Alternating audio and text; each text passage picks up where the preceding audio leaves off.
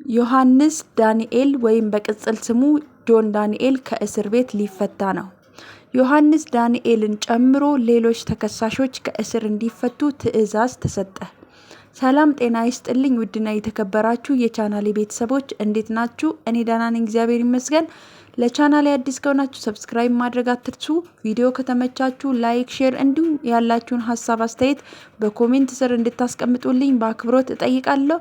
እስከ ቪዲዮ ፍጻሜ አብራችሁን ቆዩ።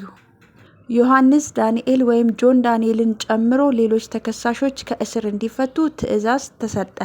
አዲስ አበባ የፌዴራል ከፍተኛ ፍርድ ቤት አንደኛ ልዩ ከባድ ወንጀል ችሎት ከኢትዮጵያ አየር መንገድ ደህንነት ጋር በተያያዘ ወንጀል የተከሰሱትን ዮሐንስ ዳንኤል ወይም ጆን ዳንኤል እና ሌሎች ተከሳሾች በእስር ላይ የቆዩበት ጊዜ በቂ በመሆኑ ከእስር እንዲፈቱ ውሳኔ አሳለፈ። የፍትህ ሚኒስቴር አቃቢ ሕግ በነሐሴ 16 ቀን 2016 ዓ.ም በዮሐንስ ዳንኤል ወይም በጆን ዳንኤል፣ አማኑኤል መውጫ፣ ናትናኤል ወንደሰን፣ ኤልያስ ድሪባ እና ይዲዲያ ነጻነት ላይ ክስ መስርቶባቸው ነበር። ከአዲስ አበባ ወደ መቀሌ የሚደረገው በረራ በአየር ሁኔታ ምክንያት ሲሰረዝ ተከሳሾቹ ከአውሮፕላኑ ለመውረድ ፍቃደኛ ባለመሆን ቀሪ ተሳፋሪዎችም እንዳይወርዱ በመከላከል የአየር መንገድ ደህንነትን አደጋ ላይ አሳድረዋል የሚል ነበር። አንደኛ ተከሳሽ ጆን ዳንኤል ክስተቱን በቲክቶክ ማህበራዊ ሚዲያ ላይ በተንቀሳቃሽ ምስል ቀርጾ በቀጥታ ስርጭት በማስተላለፍ የኮምፒውተር ወንጀል ለመቆጣጠር የወጣውን አዋጅ ቁጥር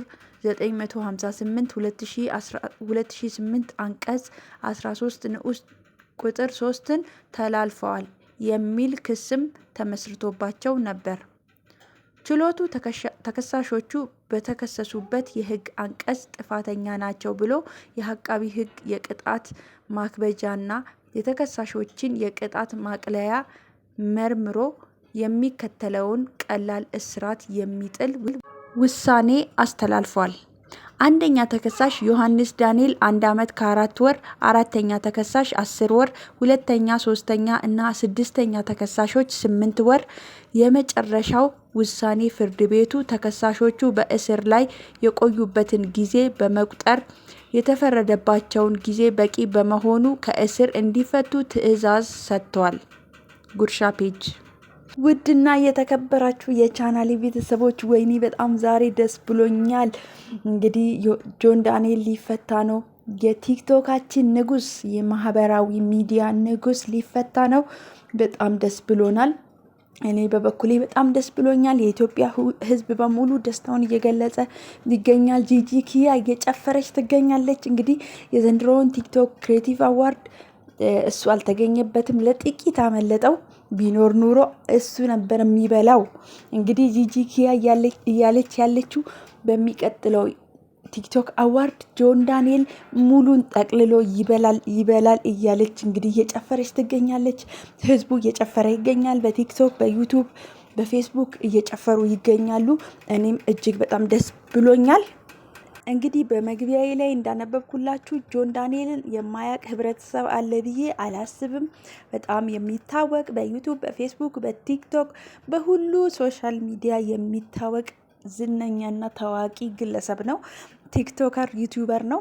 እንግዲህ ላለፉት 3-4 ዓመታት በጣም ሶሻል ሚዲያውን የተቆጣጠረ ሰው ነው።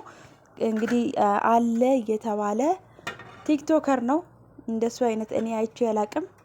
እንግዲህ አሁን ነው አዶናይ ልክ እንደሱ የተተካልን በጆን ዳንኤል ቦታ። አሁን እንግዲህ ተፈቶልናል።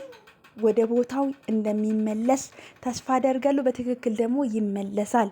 እንዲሁም በበለጠ ዘና ብሎ በደንብ ሰፋ ብሎ እንደሚመጣ ተስፋ አደርጋለሁ።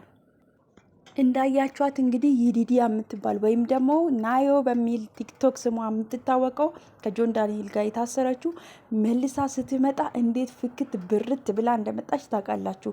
ቲክቶኩን ነው ያናወጠችው። ሼፖ ምኗ አምሮባት የወለደች ሴት ሳትመስል ቦርጫ እዛ የለም ሙጥጥ ብሎ ነው እንግዲህ የመጣችልን። አፍክታ ነው የመጣችው። ብዙ ሰዎች ሲተቿት ዞር ብላም አላየቻቸውም። ምክንያቱም እዛ እስር ቤት ውስጥ በመውለዷ ብዙ ሰዎች ሲተቿት ነበር። እንዴት ነው ያረገሽው? የዛ ቀን ነው ያረገሽው? የታሰራችሁ ቀን ነው ያረገሽው? ምናምን ብዙ ነገሮች ነቀፌታ ሲደርስባት ዝም በማለት እንግዲህ ራሷን ፈካ ዘና ብላ መታልን ነበረ። እንግዲህ ጆን ዳንኤል ደግሞ ከሷ በበለጠ ፈታ ብሎ እንደሚመጣ ተስፋ አደርጋለሁ ሳይሆን 100% አምሹር ፈታ ብሎ ከሷ በላይ በትልቅ ስራ እንደሚመጣልን በደንብ እተማመንበታለሁ። ድሮም እንደዛ ነበር። እንግዲህ እንኳን ሀበሻ ከነጮች ጋር የሚያናውጥ ልጅ ነው። እንግዲህ ጊፍተሮቹ አይታችሁ ከሆነ ቲክቶክ ላይ ነጮች ናቸው በጣም ጎበዝና ምን ያክል ሰዎችን መቆጣጠር እንደሚችል የምታውቁት ጊፍተሮቹ ነጮች ፈረንጆች ናቸው። የሚገርማችሁ ነገር ጆን ዳንኤል ፖለቲካ አያቅ፣ እምነት አያቅ፣ ዘር አያቅ፣ ምን አያቅ፣ ፈታ ያለ የአዲስ አበባ ልጅ ነው። የሚገርማችሁ ነገር ስለምንም አውርቶ አያቅም። ደግሞ በእርዳታ በኩል እሱን የሚያክለው የለም። በጣም በርካታ ቦታዎች እርዳታ ረድተዋል። እንደምታዩት ጎፋ ላይ መሬት ሲደረመስ አንደኛ የደረሰው እሱ ነው። የተለያዩ ቦታ ላይ ጦርነት ምናምን የተጎዱ ሰዎችን እህል ይዞ የሚሄድ በጣም በእርዳታ በኩል የሚሳተፍ ኢዩኝ ሰጥቻለሁ የማይል ልጅ ነው። የሚገርማችሁ ነገር እንግዲህ ይሄ ማለት ሶሻል ሚዲያ ላይ ያየነው ነው። እቺን በጥቂቱ የዘረዘርኩላችሁ።